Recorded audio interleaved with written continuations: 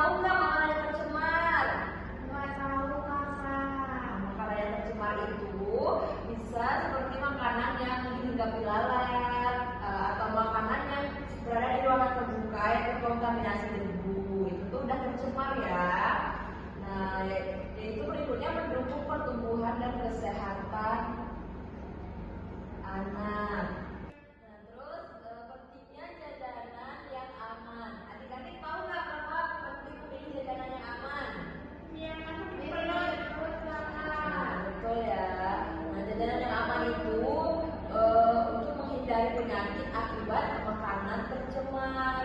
Nah, makanan tercemar itu contohnya kayak makanan yang dihinggapi lalat, makanan yang berada di ruangan terbuka yang terkontaminasi debu ya.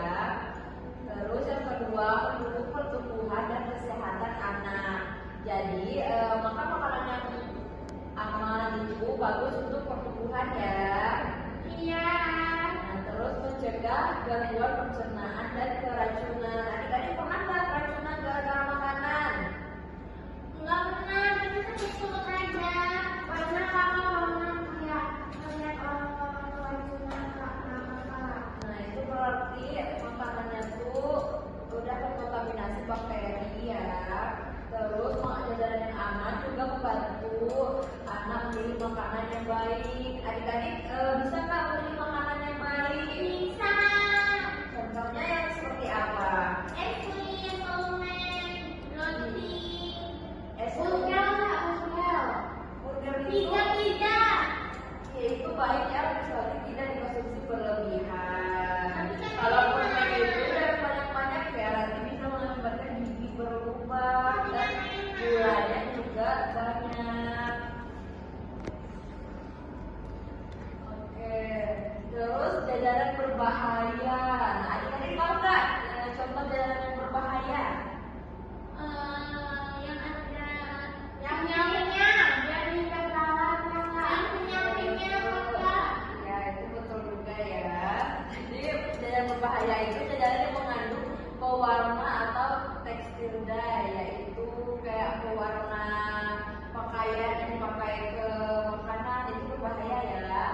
Terus mengandung formalin, borak atau bahan pengawet berlebihan. Kakak udah lihat nggak? Formalin itu Kenyang-kenyang. ya itu membuat makanan itu lebih kenyang. Itu tuh jadi tidak baik ya, karena itu termasuk pengawet.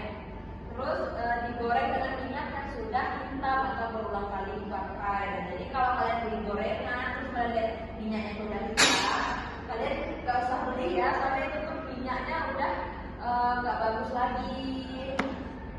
Terus dijual di tempat kotor atau dekat selokan dan jalan berdebu, seperti yang kakak bilang tadi. Jadi kalau di jalan berdebu itu kan sudah terkontaminasi debu, jadi itu tuh udah nggak sehat lagi ya.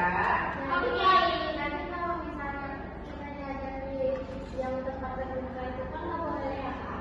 Bukan nggak boleh, tapi kita harus lebih berhati-hati memilih tempatnya gitu. Kita harus melihat tempatnya, lihat makanannya apakah sudah berdebu gitu. Dan juga kalau beli jajanan dekat penjual yang dekat selokan itu juga harus lihat kan, kalau di selokan kan nanti banyak lalatnya gitu. Jadi kita harus lihat makanannya udah hingga lalat apa belum gitu. Oke. Nah, terus ciri jajanan sehat dan aman. Nah, adik-adik tahu nggak ciri-cirinya? Yang enak. Nah, ciri-cirinya tuh yang warna makanannya tidak mencolok atau terlalu terang ya. Terus aromanya alami, tidak menyengat bahan kimia. Nah, terus diolah dengan bersih dan ditutup rapat. Nah, penjual menjaga kebersihan alat dan tempat. Terus juga mengandung bahan makanan yang bergizi.